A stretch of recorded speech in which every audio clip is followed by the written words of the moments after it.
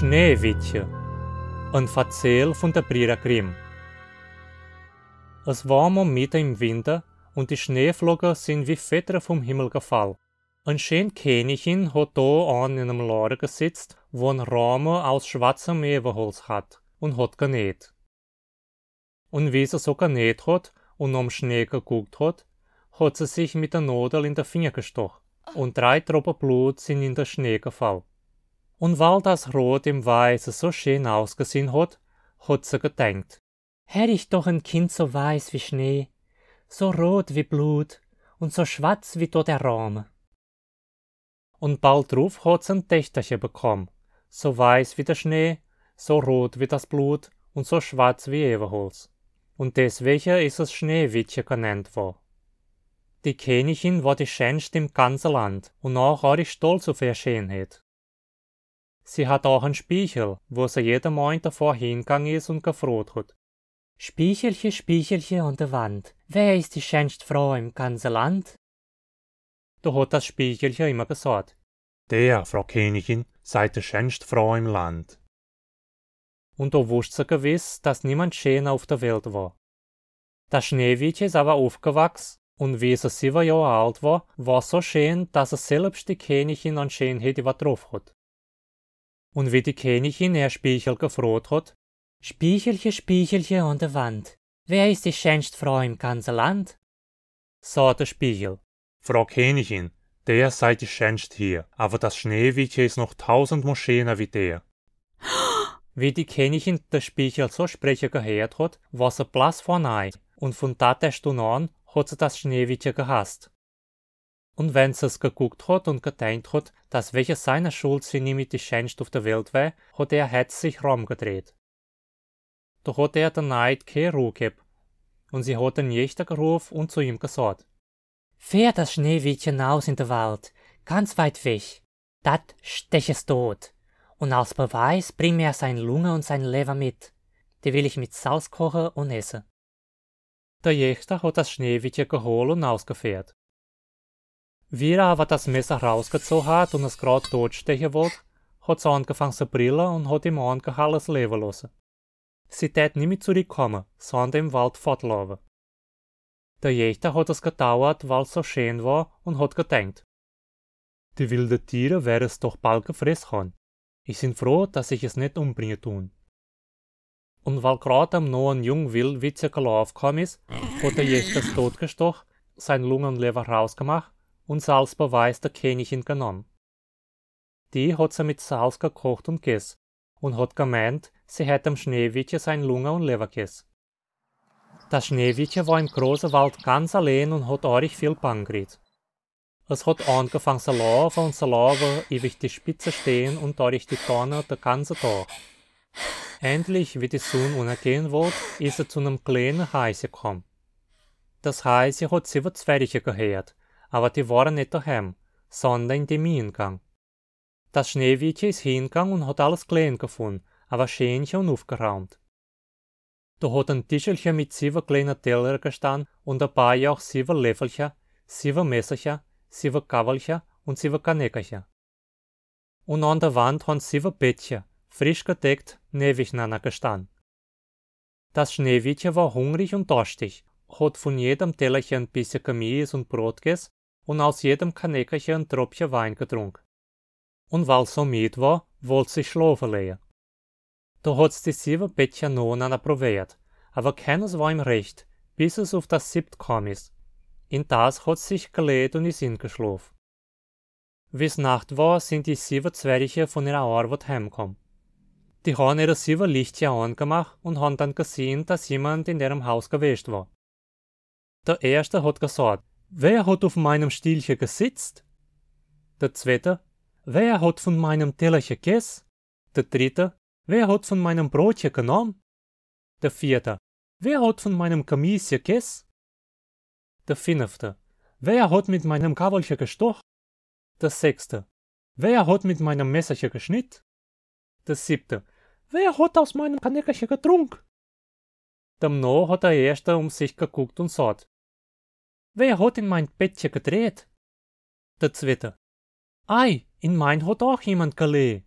Und so all weiter bis zum 7. Wie er nach seinem Bettchen geguckt hat, hat er das Schneewittchen drin liegen und schlafen gefunden. Da sind die Zwerche all gesprungen gekommen und haben vor Verwunderung geschreit. Sie haben ihr Licht herbeigeholt und das Schneewittchen betrachtet. »Ei, du mein Gott, haben sie gerufen, wie schön ist das!« Sie hatten groß Freude an ihm, aber haben es auch nicht geweckt. Sie haben es im Bettchen liegen gelassen. Der 7. Zwerg hat aber bei seinen Kompanieren geschlafen, bei jedem 1 Stunde, da war die Nacht rum. Wie das Schneewittchen aufgewacht ist, haben sie es gefragt, wer es war und wie es in ihr Haus kommen will. Da hat es denen erzählt, wie seine Mutter es umbringen wollte, wie der Jächter ihm das Leben geschenkt hat und wie es den ganzen Tag gelaufen ist, bis es endlich zu ihrem Haus gekommen ist. Da hatten die Zwerche Mitleid und Sorge. Wenn du das Hausarbeit machst und kochen, nähen, wäschen und stricken willst und auch alles sauber und in Ordnung lässt, darfst du bei uns bleiben und soll dir auch nichts fehlen. Abends kommen wir heim, dann muss das Essen fertig sein. Am Tag sind wir aber in der Mine und graben Gold. Dann bist du allein. Pass nur mit der Königin auf und lass niemand drin.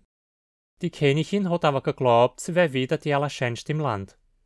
Morgens ist er nochmal vor den Spiegel gegangen und hat gefragt: Spiegelchen, Spiegelchen an der Wand, wer ist die schönste Frau im ganzen Land? Da hat der Spiegel aber wieder geantwortet: Frau Königin, der seid die schönste hier, aber das Schneewittchen, ewig die 7 Bärchen, ist noch 1000 Mal schöner wie der.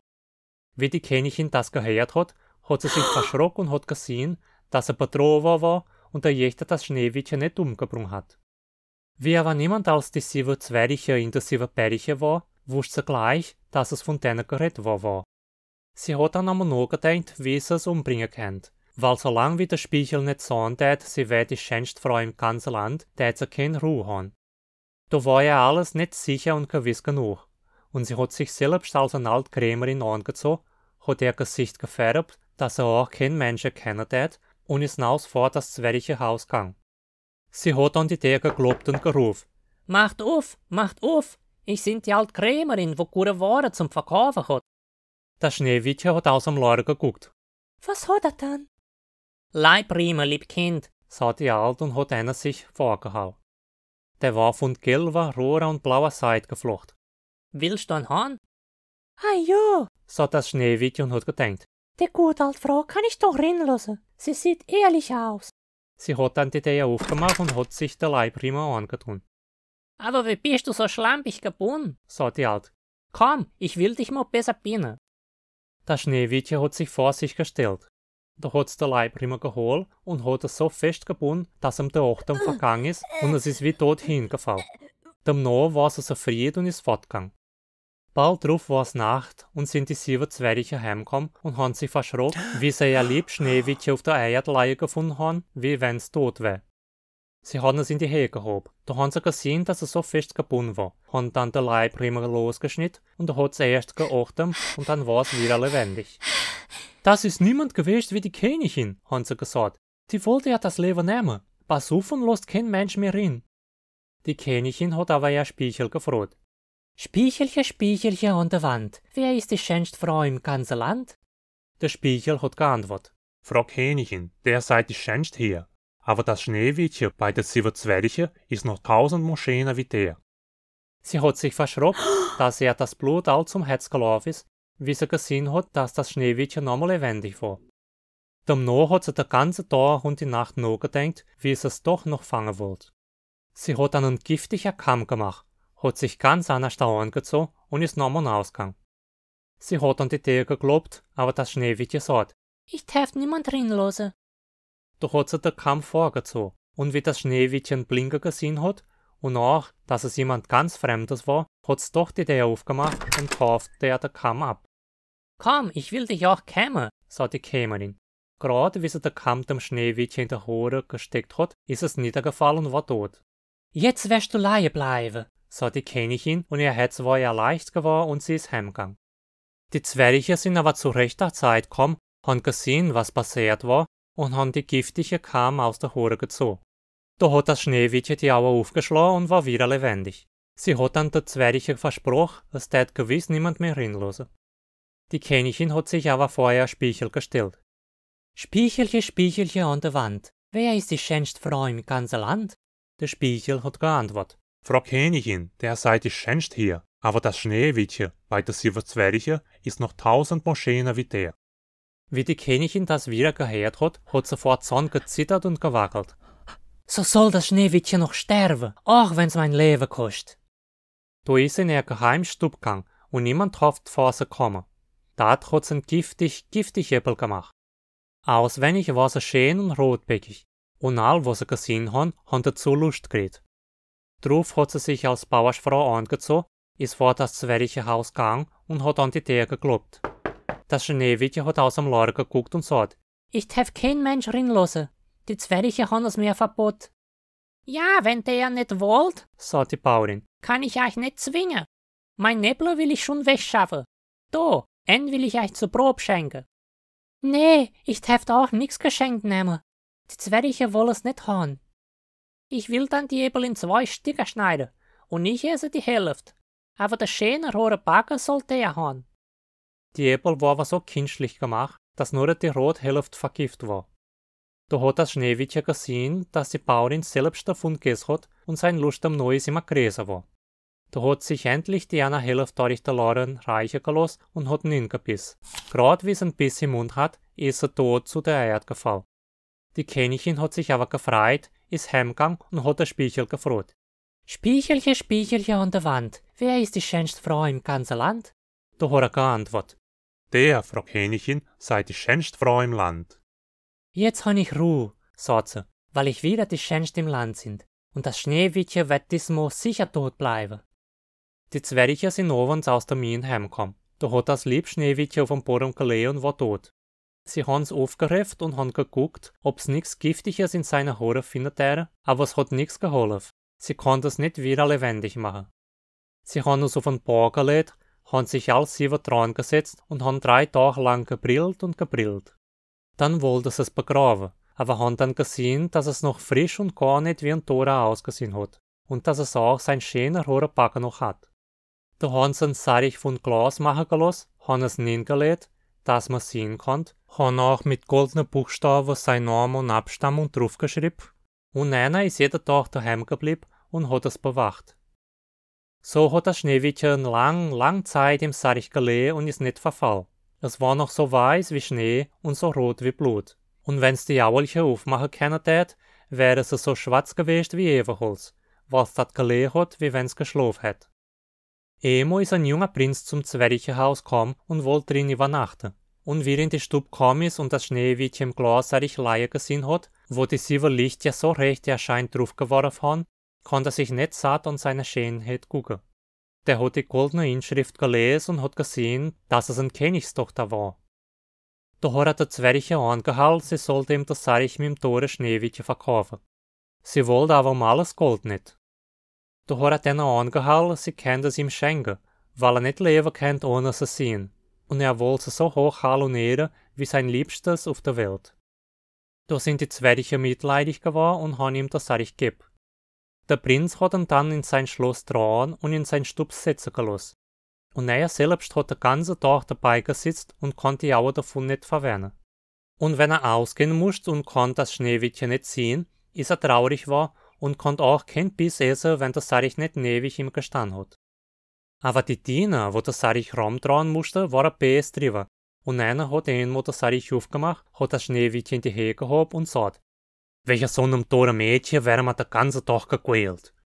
Er hat es dann mit der Hand auf den Buckel gehauen. Da ist ihm das Äppelstück, wo es gebissen hat, aus dem Hals gekommen, und da war das Schneewittchen wieder lebendig. Da ist er zum Prinz gegangen und er wusste gar nicht, was er vor Freude tun sollte, wie sein lieb Schneewittchen lebendig war. Und sie haben sich zusammengesetzt an den Tisch und haben ihn Fried gegessen. Am anderen Tag war die Hochzeit bestellt und am Schneewittchen sein gottlos Mutter ist auch eingeladen war.